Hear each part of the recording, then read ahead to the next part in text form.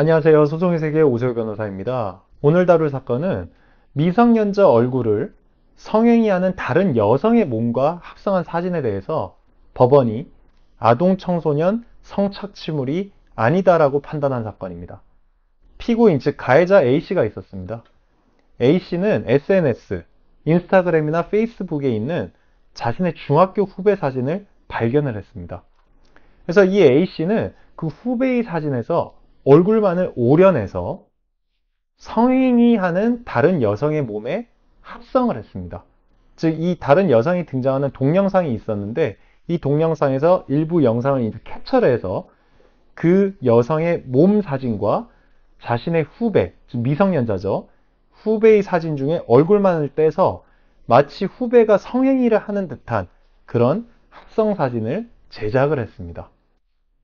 그러자 검사는 이 A씨를 아동 청소년의 성보호에 관한 법률 위반으로 기소를 했습니다. 이제 약칭으로는 아청법이라고 하는데요. 그 피해 대상이나 피해자가 아동 청소년이기 때문에 굉장히 가중처벌하는 죄입니다. 그래서 법원이 보기에 A씨가 만든 합성사진은 아동 청소년의 성착취물이다. 이것을 제작하고 주변에 배포했기 때문에 처벌해야 한다라고 하면서 기소를 했습니다. 하지만 이에 대해서 법원은 무죄로 판단을 했습니다. 우선 여러분이 아셔야 될 게 아청법에서 처벌하는 제작물에는 두 가지 종류가 있습니다. 우선 첫 번째는 아동 청소년이 등장하는 성착취물이 있습니다. 등장하는 성착취물이 있고 그 다음에 누가 보더라도 아동 청소년으로 명백하게 인지되는 그런 제작물이 있습니다. 그래서 이 두 가지에 대해서 각각 처벌하는 규정이 있는데요.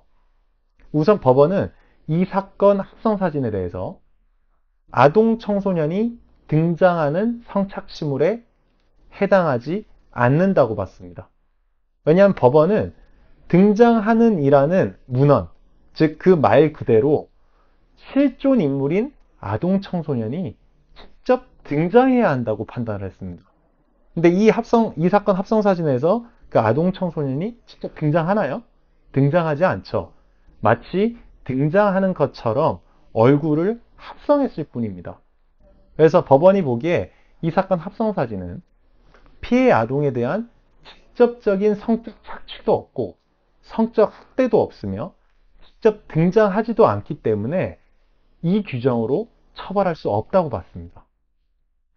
자, 그러면 그 다음으로 직접 등장하지 않더라도 누가 보더라도 아동 청소년으로 명백하게 인식되는 제작물, 표현물을 처벌하고 있습니다. 근데 법원은 이 사건 합성사진이 여기에도 해당하지 않는다라고 판단했습니다. 왜냐하면 이 사건 합성사진은 제작 수준에 비춰볼 때 매우 부자연스러운 합성사진이었던 겁니다. 그래서 누가 보더라도 합성임을 알 수 있을 정도의 수준이었기 때문에 이 규정으로도 처벌할 수 없다라고 판단했습니다. 자, 그렇다면 만일 매우 정교한 합성물이었다면 어떻게 될까요? 이 죄목으로 처벌이 가능합니다. 즉, 누가 보더라도 아동 청소년으로 오인하고 인지할 만큼 정교하게 만든 표현물이라면 이렇게 아동 청소년으로 명백하게 인식되는 제작물이기 때문에 처벌이 가능한 겁니다. 소송의 세계 오세호 변호사입니다. 감사합니다.